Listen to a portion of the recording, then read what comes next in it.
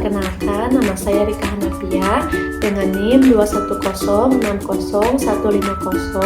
Di sini saya akan menyampaikan video hasil review dari materi pertemuan 2 sampai 7 serta video hasil wawancara kepada sekolah atau dengan 2 narasumber. Narasumber yang pertama adalah guru kelas rendah, kemudian narasumber kedua adalah guru kelas tinggi. Teknologi informasi dapat diartikan sebagai teori praktik dalam penyusunan desain, pengembangan, pemanfaatan, pengelolaan, evaluasi, serta proses pembelajaran. Kemudian ada konsep dasar teknologi informasi. Yang pertama adalah sebagai sumber pembelajaran, yang kedua adalah sebagai pengajaran di pendidikan dasar yang bersifat abstrak, terutama di kelas 1, 2, 3 atau di kelas rendah. Oleh karena itu memerlukan TIK dengan tujuan agar siswa lebih memahami materi. Kemudian ada kependudukan atau peran teknologi informasi. Yang pertama adalah sebagai media presentasi pembelajaran. Contohnya kita sering menggunakan PowerPoint untuk menyampaikan sebuah materi. Kemudian sebagai media pembelajaran yang mandiri, contohnya mencari sumber materi atau informasi pembelajaran di internet sehingga tidak terpaku pada buku tema atau buku atau modul. Kemudian ada manfaat teknologi informasi. Yang pertama adalah meningkatkan kualitas pembelajaran, yang kedua memperluas akses terhadap pembelajaran, yang ketiga membantu memvisualisasikan ide-ide anak yang bersifat abstrak, yang keempat mempermudah pemahaman materi yang sedang dipelajari, kemudian menampilkan materi pembelajaran yang menjadi lebih menarik, menjadi lebih berwarna sehingga tujuan pembelajaran dapat tercapai. Kemudian memungkinkan terjadinya interaksi dua arah. Yang terakhir adalah ruang lingkup teknologi informasi, ada 2. Yang pertama adalah perangkat keras, yaitu peralatan-peralatan yang bersifat fisik seperti memori, printer, keyboard, laptop. Kemudian ada perangkat lunak. Perangkat lunak itu adalah instruksi-instruksi untuk mengatur perangkat keras agar bekerja sesuai dengan instruksi kita. Kemudian teknologi juga bisa diartikan sebagai aplikasi dari sebuah pengetahuan yang membantu seseorang secara praktis. Teknologi juga terus berinovasi dan berkembang sesuai kebutuhan.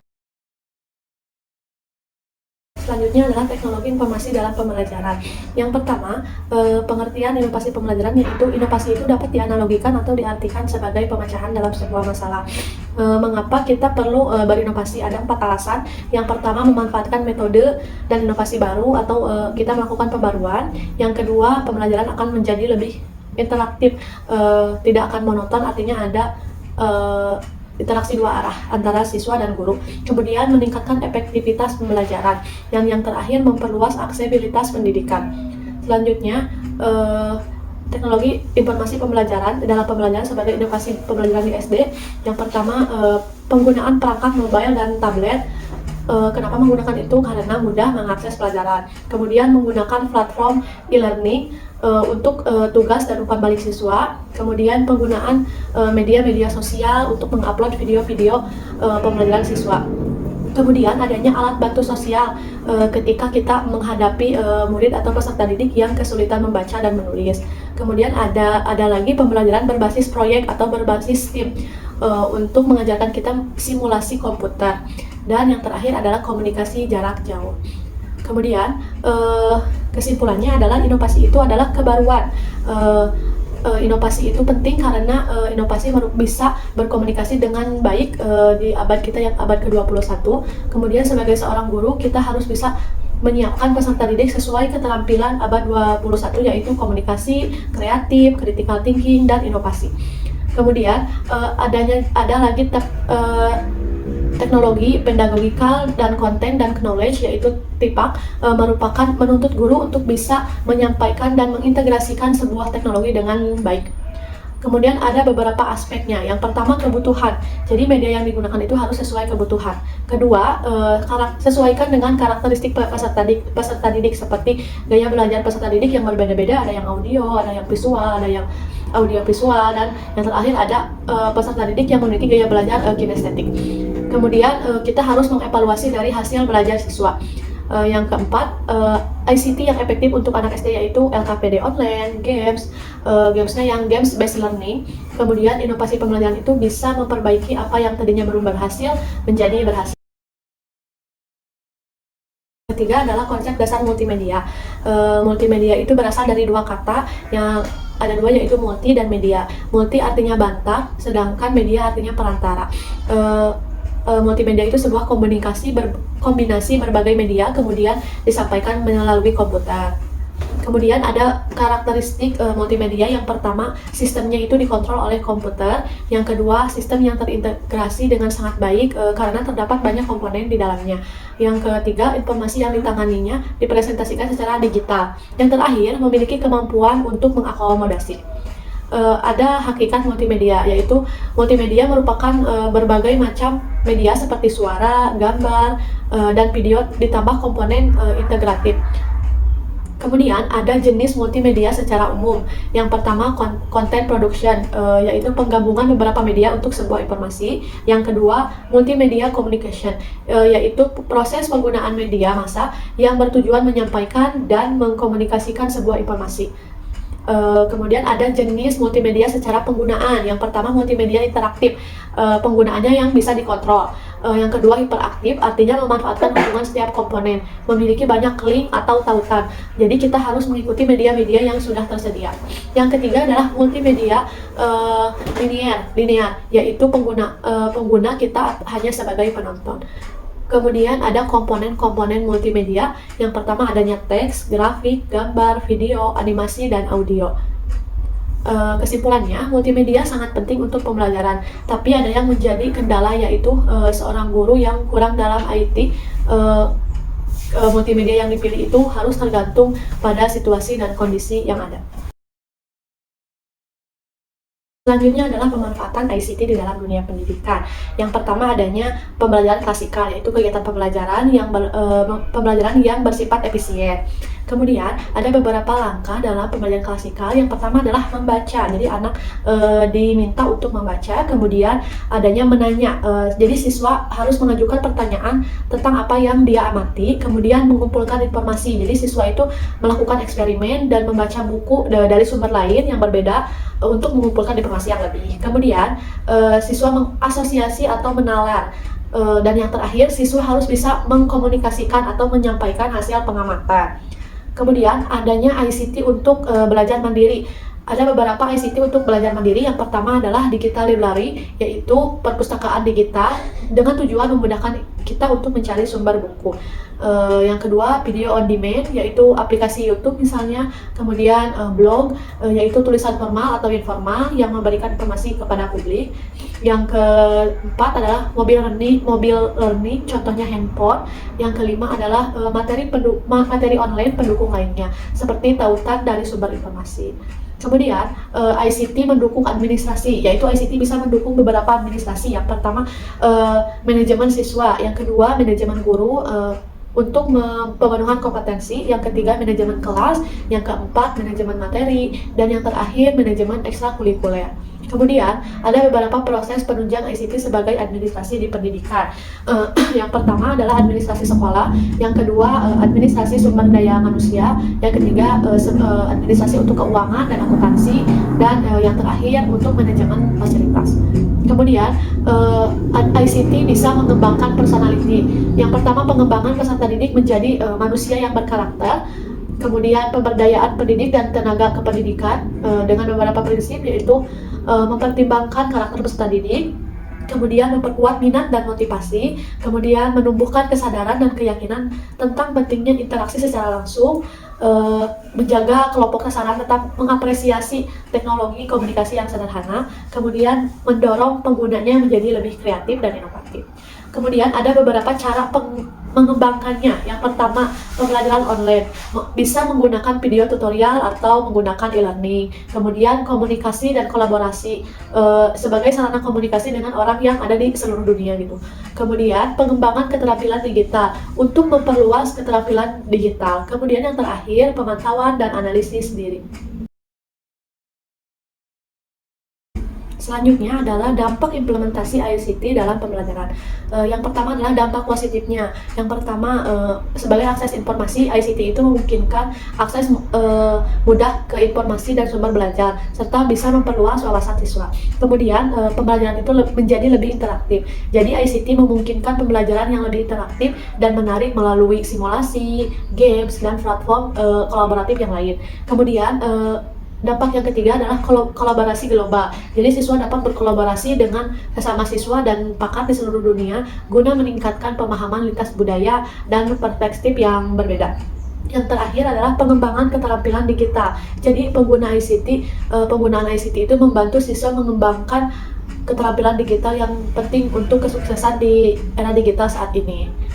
Yang kemudian ada dampak negatif dari ICT. Yang pertama, gangguan dan ketergantungan. Jadi siswa mungkin menjadi tergantung pada teknologi dan mengalami gangguan akibat penggunaan yang berlebihan.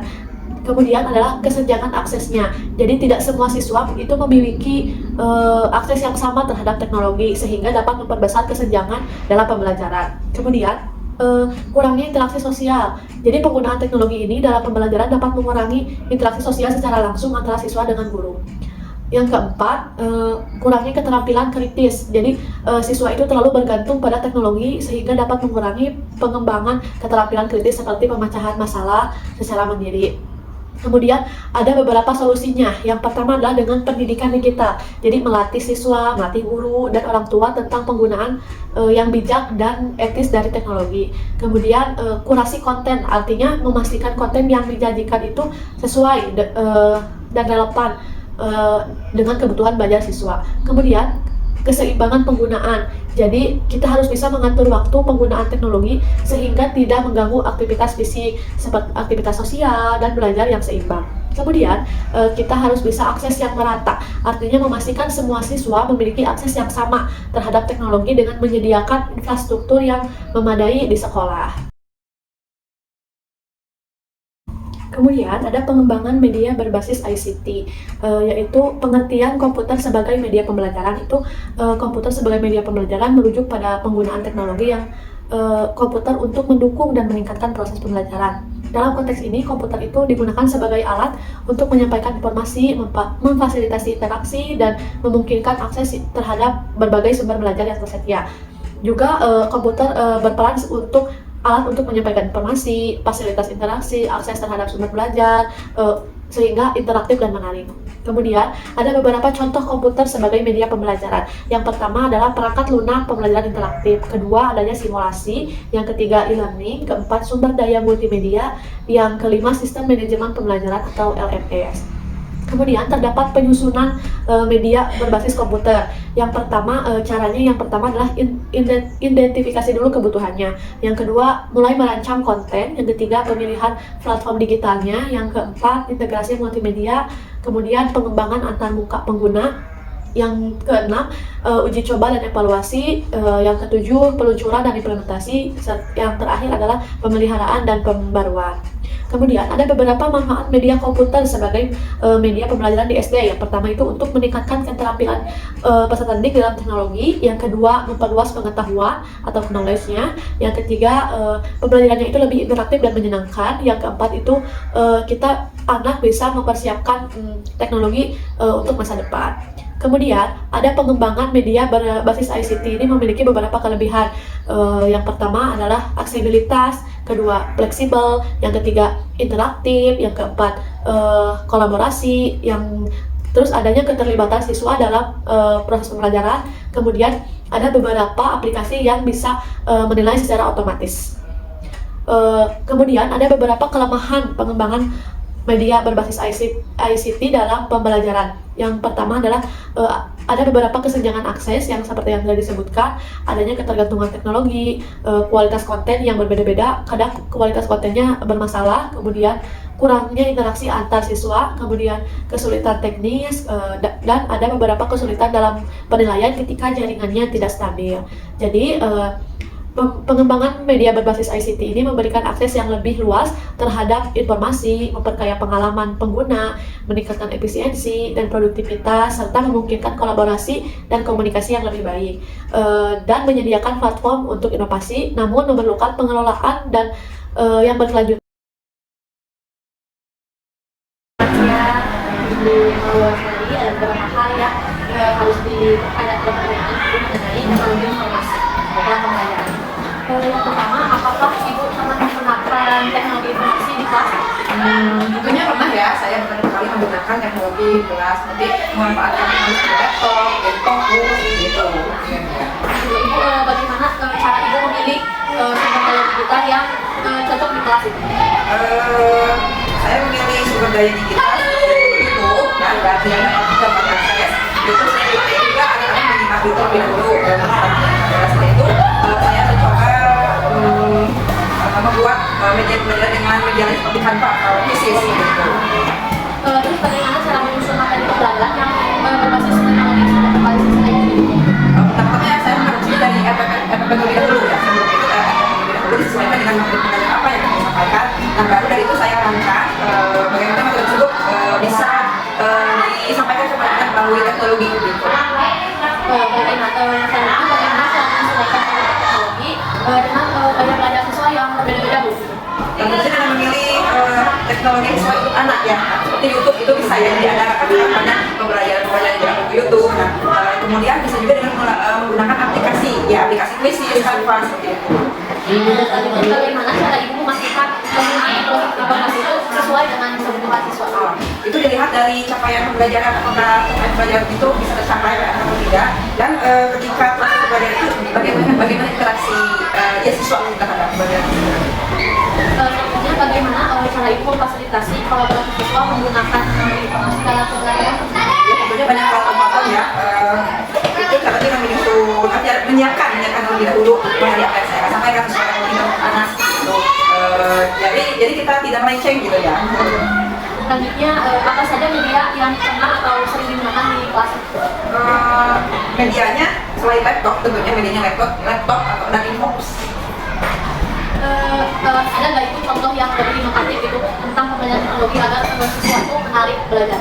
Nah, seperti yang tadi saya bilang ya, itu mungkin bisa dari kita berkreasi sendiri dari membuat tema pembelajaran dan quizzes. Nah, jadi kita bisa menentukan materi apa yang disampaikan kepada anak, terus materinya sesuai atau tidak. Di situ di quiz itu kita dapat mendapatkan gambar-gambar atau animasi-animasi yang sesuai tentunya dan menarik minat anak ya, jadi semangat lagi seperti itu. Setelah mengaplikasikan semuanya, adakah Ibu hambatan yang dihadapi Ibu dalam mengaplikasikan hal tersebut? Kalau ada hambatannya ada ya beberapa, mungkin misalnya ada internet seperti itu, jadi terus waktunya juga kita kan harus seperti itu, mungkin itu. Untuk menghadapi hambatan tersebut ada solusi yang berbeda? Solusinya ya saya berusaha untuk memaksimalkan saja, jadi memaksimalkan materi pelajaran supaya bisa disampaikan kepada anak dan sesuai untuk anak dan diminati oleh anak sehingga anak juga lebih semangat. Iya, seperti itu.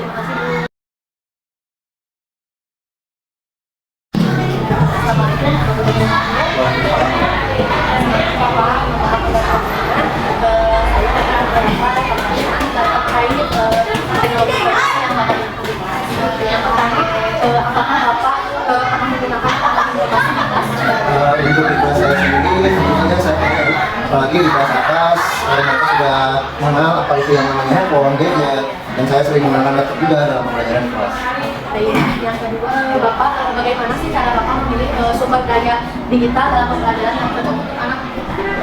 Saya memilih sumber daya digital yang cocok untuk anak itu menyesuaikan dengan gaya belajar mereka ya. Misalkan kalau audio, mereka visual, melihat. Jadi saya menggunakan media yang berbasis teknologi seperti laptop dengan platform seperti itu. Jadi mereka bisa belajar sambil melihat dalam pembelajaran.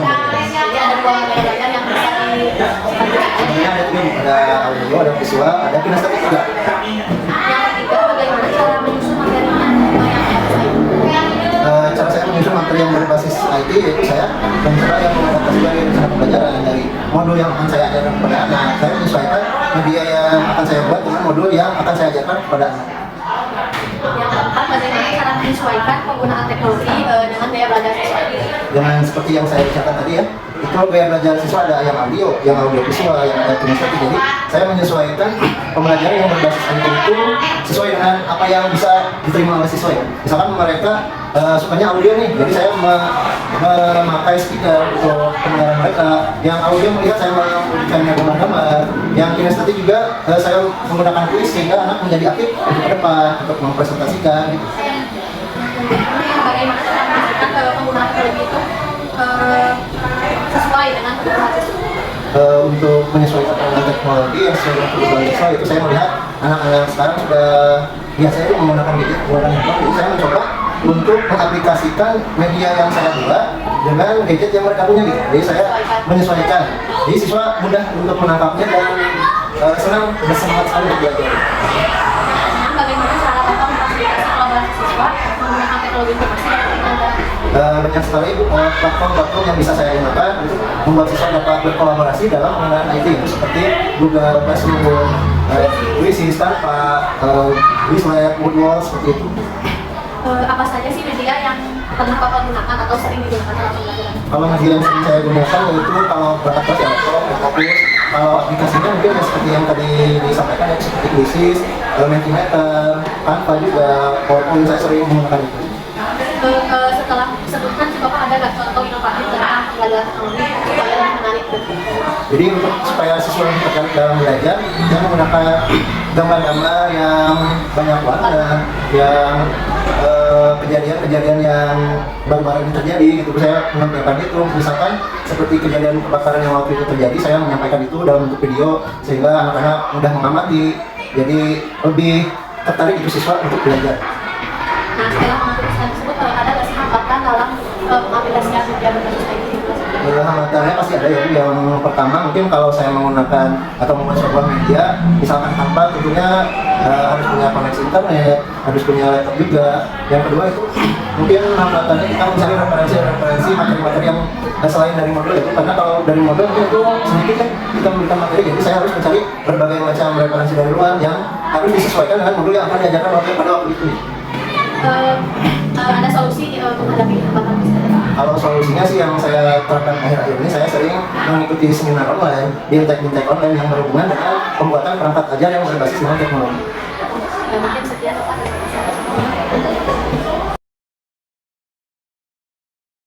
Kesimpulan materi dari pertemuan 2 sampai pertemuan 7 adalah pembelajaran berbasis ICT atau teknologi informasi dan komunikasi ini telah menjadi komponen yang penting dalam dunia pendidikan modern karena menawarkan banyak keuntungan yang mendukung proses pembelajaran. Dengan menggunakan teknologi seperti komputer, internet, perangkat online, pembelajaran itu menjadi lebih interaktif dan menarik. ICT ini juga memungkinkan akses ke sumber daya belajar yang luas dan beragam, termasuk e-book, video pendidikan, dan simulasi interaktif yang tidak tersedia dalam pembelajaran yang bersifat tradisional. Kemudian, penggunaan platform pembelajaran daring juga dan aplikasi edukatif memfasilitasi pembelajaran yang bersifat jarak jauh atau daring atau online ya, sehingga siswa dapat belajar kapan saja, di mana saja, sesuai dengan kecepatan mereka sendiri atau lebih fleksibel. Namun, penerapan pembelajaran berbasis IT ini juga menghadapi tantangan tertentu. Salah satunya adalah kesenjangan digital, di mana tidak semua siswa itu memiliki akses yang sama terhadap perangkat dan konektivitas yang memadai internet. Selain itu, guru juga perlu dilatih secara efektif dalam menggunakan teknologi ini agar meningkatkan kemampuan untuk mengintegrasikan dengan baik dalam kurikulum merdeka. Meskipun demikian, dengan perencanaan dan daya dukungan yang tepat, pembelajaran berbasis ICT ini dapat meningkatkan kualitas pendidikan dan mempersiapkan siswa itu untuk menghadapi tantangan di abad 21. Implementasi teknologi dalam pembelajaran juga mendorong keterampilan berpikir kreatif, berpikir kritis, kolaborasi, dan semua yang penting dalam dunia yang semakin terhubung dan berbasis teknologi. Kesimpulan dari wawancara dengan 2 narasumber adalah tanpa mereka sadari ternyata mereka telah menggunakan teknologi dalam proses pembelajaran. Teknologi dalam proses pembelajaran itu sangat membantu proses pembelajaran untuk mencapai tujuan yang maksimal atau tujuan yang sesuai harapan. Tetapi mereka menghadapi beberapa kendala atau kesulitan, yaitu diantaranya waktu belajar yang terbatas, kemudian ketika mereka mempersiapkan media pembelajaran yang berbasis ICT atau teknologi itu memerlukan waktu yang lebih. Kemudian ketersediaan jaringan internetnya yang kadang error atau servernya tidak tersambung, dan kurangnya alat dan teknologi yang memadai di sekolah. Hal tersebut menuntut mereka untuk lebih kreatif dan inovatif.